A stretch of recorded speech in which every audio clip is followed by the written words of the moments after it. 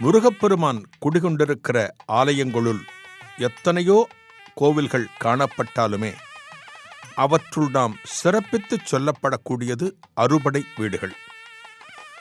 அந்த அறுபடை வீடுகளுள் முக்கியமானது திருச்செந்தூர். இங்கே குடிகொண்டிருக்கக்கூடிய முருகப்பெருமான் சுப்பிரமணிய சுவாமி என்றும் செந்திலாண்டவர் என்றும் அழைக்கப்படுகிறார். திருமுருகாற்றுப்படையில் நக்கீரர் பெருமான் அறுபடை வீடுகளை குறிப்பிடுகிறார். அந்த அறுபடை வீடு ஆலயங்கள் திருப்பரங்குன்றம், திருச்செந்தூர், பழனி, சுவாமிமலை, திருத்தணி, பழமுதிர்ச்சோலை. இந்த வரிசையில் இரண்டாவது ஆலயமாக காணப்படுகிற திருச்செந்தூரைத்தான் இன்றைய தினம் நாம் தரிசிக்க உள்ளோம்.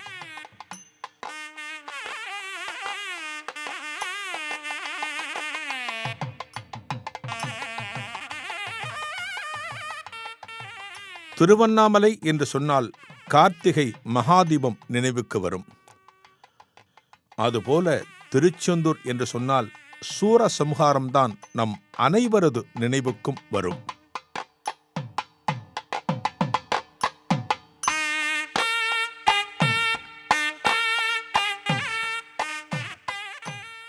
பக்தர்களின் எண்ணிக்கை சுமார் 10 லட்சத்தையும் தாண்டும்.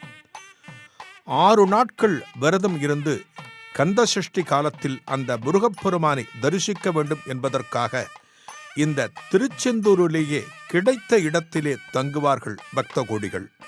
என்ன காரணத்தினால் இந்த சூரசம்ஹாரம் நடந்தது? அந்த காலத்திலே அசுரர்கள், தேவர்கள் என்கிற இரு பிரிவினர்.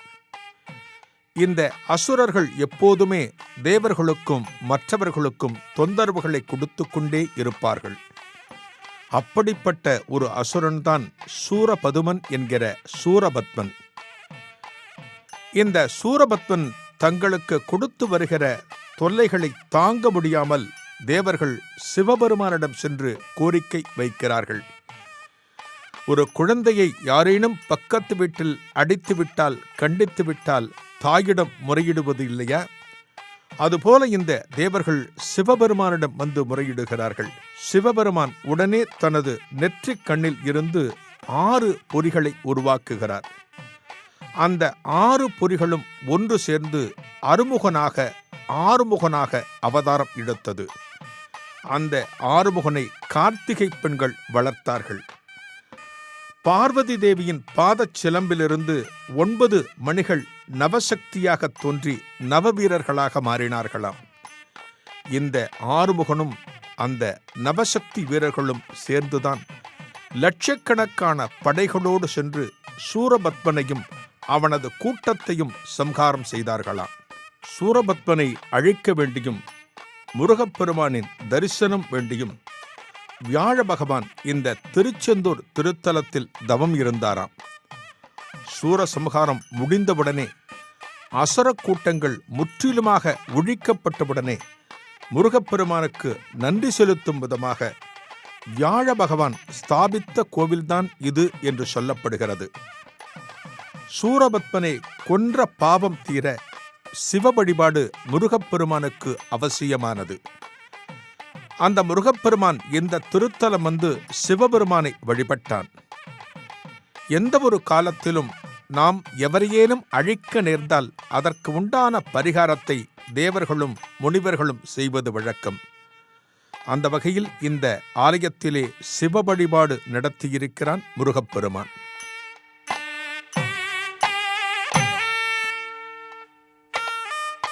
நம்மில் பெரும்பாலானோர் அறுபடை வீடுகளையும் தரிசித்திருக்கலாம். ஏனைய 5 படை வீடுகளும் மலைக்கோவில், அதாவது மலைக்கு மேல் அமைந்திருக்கக்கூடிய கோயில். ஆனால் இந்த திருச்செந்தூர் ஆலயம் கடற்கரை ஓரமாக தரைமட்டத்தில் அமைந்திருக்கிறது. ஆனால் உண்மை என்ன தெரியுமா? இதுவும் மலைக்கோவிலே. என்னது, திருச்செந்தூர் மலைக்கோவிலா என்கிற சந்தேகம் ஏற்படுகிறது அல்லவா? அந்த காலத்திலே ஒரு மலையானது இங்கே காணப்பட்டது. கந்தமாதன பர்வதம் என்று சொல்வார்கள். அதாவது கந்தம் என்றால் சந்தனம், சந்தன மலை என்று சொல்வார்கள். அந்த சந்தனமலை அந்த காலத்தில் காணப்பட்டதாம். இந்த சந்தனமலையின் மீது நின்றுதான், அதன் உச்சியில் நின்றுதான் முருகப்பெருமானை வணங்கி சூரபத்மனை சந்திப்பதற்காக வீரவாகு சென்றான் என்று கந்தபுராணம் சொல்லும். ஆக ஒரு காலத்தில் மலை காணப்பட்டது. பின்னாட்களில் அடுத்தடுத்து வந்த காலத்தில் அந்த மலையானது மெல்ல மெல்ல கரைந்து விட்டதாம். இன்றைக்கும் இந்த ஆலயத்திலே திருச்செந்தூர்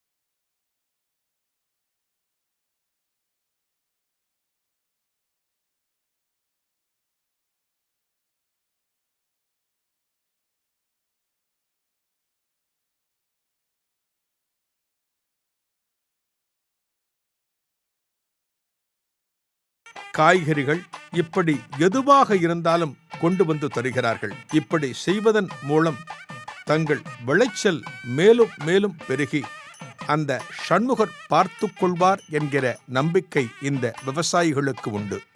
சண்முக விலாசம் அமைந்த இந்த தெற்கு வாயிலுக்கு எதிரேதான் சண்முகர் காணப்படுகிறார். அதாவது பக்தர்கள் ஆலயத்திற்குள் நுழைந்ததுமே முதல் தரிசனம் இந்த சண்முகர்தான். திருச்செந்தூரில் முருகப்பெருமான் ஞான குருவாக அருள்கிறார். அறுபடை வீடுகளுள் முருகப்பெருமான் ஞான குருவாக தரிசனம் தருவது இரண்டே திருத்தலங்களில். ஒன்று திருச்செந்தூர், மற்றொன்று சுவாமிமலை. அசுரர்களை அழித்தொழிக்கும் முன்பு குரு பகவான் முருகனுக்கு அசுரர்களை பற்றிய வரலாற்றை இந்த தலத்தில்தான் எடுத்துரைத்தாராம்.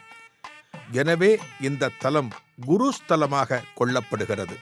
இந்த ஆலயத்திலே காணப்படுகிற பிரதான மூலவர் உருமுகம் 4 திருக்கரம் கொண்டு நின்ற திருக்கோலத்தில் கிழக்கு திசை நோக்கி அருளாட்சி நடத்துகிறார். மூலவர் தவக்கோலத்தில் இருப்பதாக ஐதீகம். அதனால் தேவியரும் இல்லை. ஆனால் உற்சவர் சண்முகரோ சகல ஆயுதங்களுடன் வள்ளி தெய்வானையோடு காட்சி தருகிறார். மூலவர் ஸ்ரீ சுப்பிரமணிய சுவாமியை வலம் வந்து வழிபட பிரகாரம் கிடையாது. ஞானமூர்த்தியான இவரது தவம் கலைந்து விடக்கூடாது என்பதற்காக பிரகாரம் இல்லையாம். அதே சமயம் பிரதான உற்சவர் சண்முகரை வலம் வந்து வழிபட பிரகாரம் உண்டு. வலது மேல்கரத்தில் சக்தி வேலாயுதம் ஏந்தி, இடது மேல்கரத்தில் ஜபமாலை தரித்து, இடது கீழ்க்கரத்தை இடுப்பில் வைத்து, வலது கீழ்க்கரத்தில் தாமரை பூவுடன் திருக்காட்சி தருகிறார். மூலவருக்கு முன்பாக வலப்புறத்தில் வெள்ளியால் ஆன பலிநாயகர், இடப்புறம் தங்கத்தால் ஆன பலிநாயகர். மூலவரின் அபிஷேகத்திற்கு இளநீர், பால், தயிர், பன்னீர், விபூதி, பஞ்சாமிர்தம் போன்ற திரவியங்கள் பயன்படுத்தப்படுகின்றன. முருகப்பெருமான் சூரபதுமனை வென்றபின் தனது வெற்றிக்கு நன்றி தெரிவிக்கும் விதமாக சிவபூஜை செய்தார். எனவே சிவனை வழிபடும் கோலத்திலேயே, அதாவது வலக்கையில் தாமரை மலருடன் தரிசனம் தருகிறார். தலையில் சிவயோகி போல் ஜடாமகுடம். ஸ்ரீ சுப்பிரமணிய சுவாமிக்கு இடது பின்புறச் சுவரில் ஒரு லிங்கம் காணப்படுகிறது. இந்த லிங்கத்திற்கு தீபாராதனை காட்டிய பின்பே சுப்பிரமணிய சுவாமிக்கு தீபாராதனை நடக்கும். சண்முகர் சந்நிதியிலும் சுவாமிக்கு பின்புறம் லிங்கம் காணப்படுகிறது.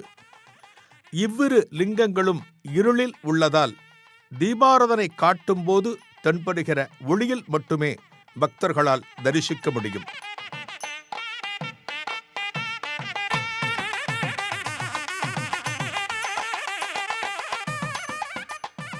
சுப்பிரமணிய சுவாமி சந்நிதியின் பின்புறம் பாம்பறை எனப்படும் ஒரு குகை காணப்படுகிறது.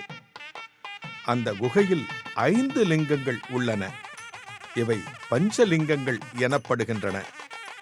முருகப்பெருமான் இந்த பஞ்சலிங்கங்களை எந்நேரமும் பூஜித்துக் கொண்டிருப்பதாக ஐதீகம். சூரசம்ஹாரம் நிகழ்ந்தபின் முருகப்பெருமான் இந்த பஞ்சலிங்கத்தை தான் பூஜித்தார் என்று புராணம் சொல்கிறது.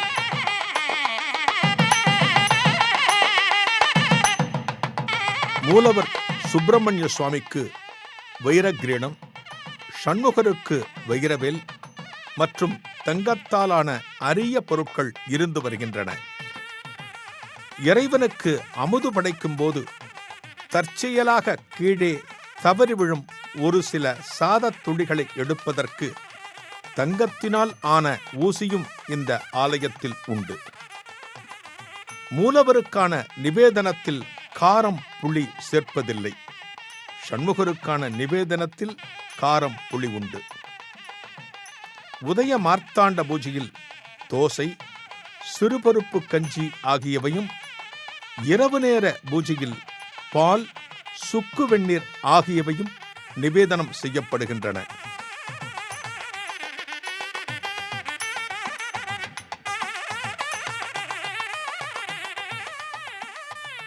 இந்த திருச்செந்தூர் ஆலயத்தின் சிறப்பு என்னவென்றால் நோய் தீர்க்கும் தலமாக அறியப்படுகிறது. நாம் எத்தகைய நோயினால் பாதிக்கப்பட்டிருந்தாலும் ஒரு மண்டல காலம் இந்த ஆலயத்திலே தங்கி வழிபட்டால் அந்த நோயில் இருந்து நாம் நிவாரணம் பெறலாம். ஆதிசங்கரர் நாமெல்லாம் அறிந்த மிகப்பெரிய மகான். அந்த ஆதிசங்கரர் ஒருமுறை நோய்வாய்ப்பட்டிருந்த போது அந்த நோயில் இருந்து தான் விடுபட வேண்டும் என்பதற்காக பல ஆலயங்களை தரிசித்துக் கொண்டே வருகிறார். அந்த வகையில் திருச்செந்தூருக்கு வந்தவர் இந்த முருகப்பெருமானை வழிபடுகிறார். இந்த முருகப்பெருமானை வழிபட்டால் எல்லா நோயிலிருந்தும் விலக்கு பெறலாம், அந்த முருகப்பெருமான் அருள் கிடைக்கும் என்று அருளுகிறார். ஆதிசங்கரருக்கு இருந்த அந்த நோய்க்கு நிவாரணமாக இந்த திருச்செந்தூர் முருகப்பெருமான் என்ன பிரசாதத்தை ஆதிசங்கரருக்கு வழங்கினார் தெரியுமா? இலை விபூதி. திருச்செந்தூர் சென்றிருக்கிற பக்தர்கள் நீங்கள் அனைவருமே இந்த இலை விபூதியை வாங்கியிருப்பீர்கள். இந்த இலை விபூதி பிரசாதம்தான் இந்த திருச்செந்தூரின் சிறப்பு.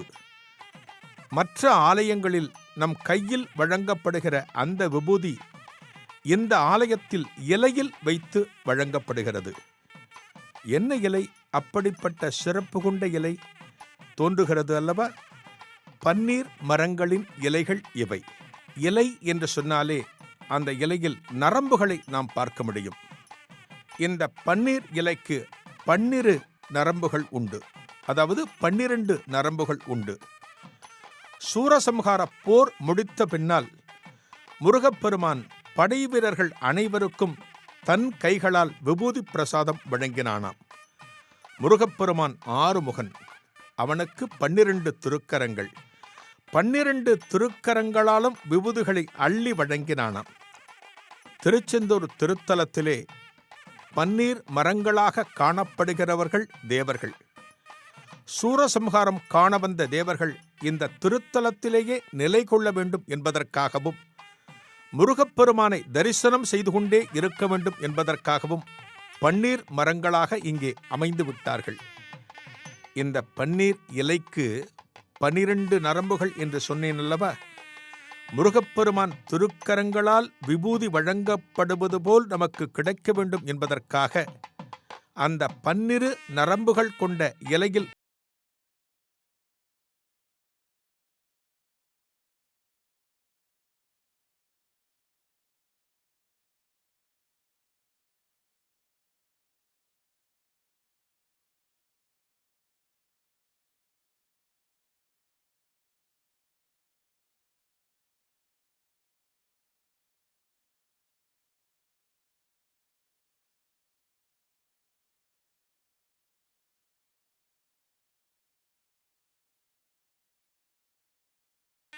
ஆலயத்திலே தீர்த்தம் சிறப்பு. அந்த தீர்த்தமானது கிணறாக இருக்கலாம், குளமாக இருக்கலாம், ஆறாக இருக்கலாம், கடலாக இருக்கலாம்.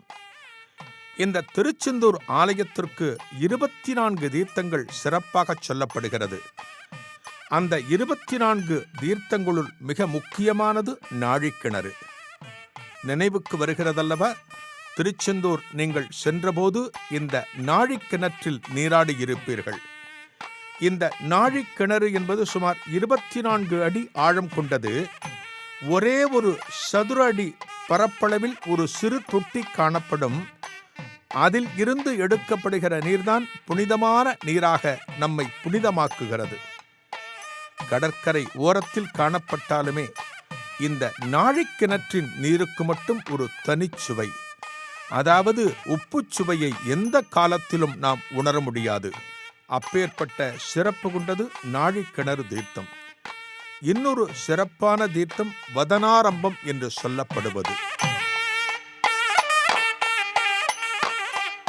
சென்னை மண்ணடியில் அமைந்திருக்கிற காளிகாம்பாள் ஆலயத்தின் பக்தன் வீர சிவாஜி, சத்ரபதி சிவாஜி. சிவாஜிக்கு இணையாக தமிழகத்தில் போற்றப்பட்ட மிகப்பெரிய மன்னன் வீரபாண்டிய கட்டபொம்மன். அந்த வீரபாண்டிய கட்டபொம்மன் இந்த திருச்செந்தூர் முருகப்பெருமானின் அத்தியந்த பக்தன். ஒரு கிராமத்தில் வசிக்கக்கூடியவர்கள் அந்த ஆலயத்திலே இறைவனுக்கு உச்சிகால பூஜை முடிந்த பிறகுதான் உணவை எடுத்துக் கொள்வார்கள். அதுவரை எதையுமே சாப்பிட மாட்டார்கள். அதுபோல இந்த வீரபாண்டிய கட்டபொம்மன் பாஞ்சாலங்குறிச்சி அரண்மனையில் வீற்றிருக்கின்ற வேளையில் திருச்செந்தூர் ஆலயத்திலே உச்சிகாலம் முடிந்த பின்னால்தான் உணவை எடுத்துக் கொள்வானாம். திருச்செந்தூருக்கும் இந்த பாஞ்சாலங்குறிச்சிக்கும் சுமார் 70 கிலோமீட்டர் தொலைவு காணப்படும். அந்த காலத்தில் என்ன வசதி இருந்தது? உச்சிகால பூஜை முடிந்ததா என்பதை எப்படி தெரிந்து கொள்வது? என்ன செய்தான் தெரியுமா இந்த வீரபாண்டிய கட்டபொம்மன்? ஒவ்வொரு 4 கிலோமீட்டர் 5 கிலோமீட்டர் தொலைவுக்கும் ஒரு முரசு மண்டபத்தை அமைத்தான். திருச்செந்தூரில் துவங்கி பாஞ்சாலங்குறிச்சி வரைக்கும் இந்த முரசு மண்டபங்கள் அமைக்கப்பட்டன. உச்சிகால பூஜை முடிந்தபின் ஆலயத்தில் ஒலிக்கின்ற மணி சத்தத்தை கேட்டு முதலாவதாக இருக்கின்ற முரசு மண்டபத்தில் ஒலி எழுப்புவார்கள். இந்த சத்தம் கேட்டு அடுத்த மண்டபத்தில் ஒலி எழுப்புவார்கள். இப்படி அடுத்தடுத்து அந்த ஒலியானது மெல்ல மெல்ல நகர்ந்து சென்று பாஞ்சாலங்குறிச்சியை அடைகிற போது அரை மணி நேரம் தாண்டிவிடுமா. ஆஹா, திருச்செந்தூர் ஆலயத்தில் உச்சிகால பூஜை முடிந்துவிட்டது என்று வீரபாண்டிய கட்டபொம்மன் தனது பூஜை அறைக்கு சென்று முருகப்பெருமானை மனதார வணங்கிவிட்டு அதன் பிறகுதான் உணவை எடுத்துக் கொள்வானாம். எப்பேற்பட்ட பண்பு அந்த மன்னனிடம் காணப்பட்டது பார்த்தீர்களா? அந்நியர்கள் ஆண்ட காலத்திலே நெல்லை கலெக்டராக இருந்தவர் லூஷிங்டன் துரை என்பவர். இந்த துரை ஒருமுறை திருச்செந்தூர் ஆலயத்திற்கு வந்திருக்கிறார், அதாவது வரி வசூல் பெறுவதற்காக. இந்த துரையாகப்பட்டவர் வசந்த மண்டபத்தின் வழியே நடந்து செல்கிற போது அங்கே இருக்கக்கூடிய உற்சவர் பெருமானுக்கு அர்ச்சகர்கள் துண்டால் விசிறிக் கொண்டிருந்தார்கள், சிலர் விசிறியால் விசிறிக் கொண்டிருந்தார்கள். இந்த வெள்ளைக்கார துரைக்கு ஆச்சரியம். என்னடாது, ஒரு உலோகத் திருமேனிக்கு வியர்ப்பதா? ஒரு மனிதனுக்கு வியர்ப்பது போல் இங்கே விசிறி வீசுவதா என்று எள்ளி நகைத்து அந்த பூஜகர்களை கிண்டல் செய்கிறான். அந்த பூஜகர்கள் விஷயம் சொல்லுகிறார்கள். இந்த முருகப்பெருமானுக்கு வியர்க்கும் என்று சொல்லி அதன் பிறகு அதை நிரூபித்தும் காட்டுகிறார்களாம். முருகப்பெருமானுக்கு வியர்க்கிறது என்பதை உணர்ந்து கொண்ட பிறகு அந்த முருகப்பெருமானை வணங்கி இந்த ஆலயத்திற்கு பல வெள்ளிப் பொருட்களையும் இந்த லூஷிங்டன் துரை வழங்கினானாம்.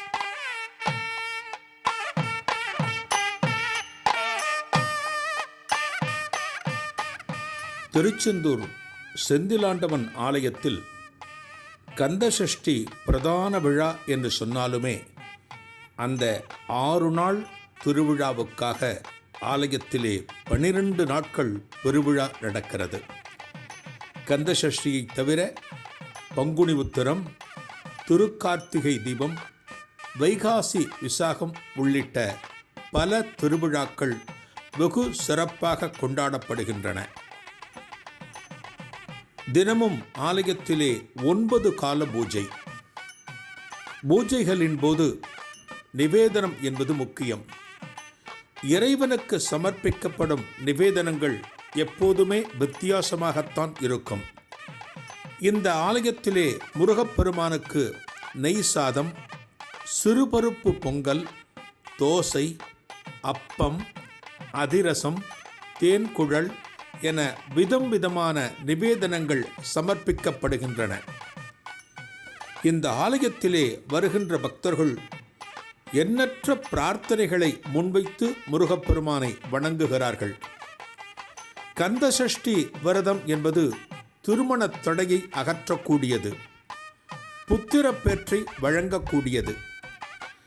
எனவே இந்த கந்தசஷ்டி காலத்தில் திருமண தடை உள்ளவர்கள், புத்திரப்பேறு அமையாதவர்கள் திருச்செந்தூரிலேயே 6 நாட்கள் தங்கியிருந்து முருகப்பெருமானை தரிசித்து அவனருள் பெறுகிறார்கள். பிரார்த்தனை நிறைவேறிய அன்பர்கள் நேர்த்திக்கடன் செலுத்த வேண்டாமா?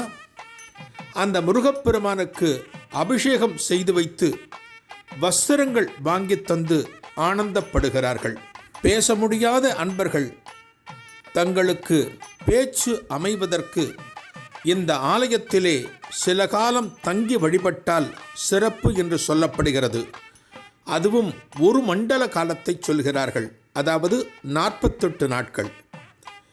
உயர் பதவி வேண்டுவோர், இல்லத்தில் தங்கம் சேர விரும்புவோர், இவர்களெல்லாம் வணங்க வேண்டிய திருத்தலம் திருச்செந்தூர் முருகப்பெருமான் ஆலயம்.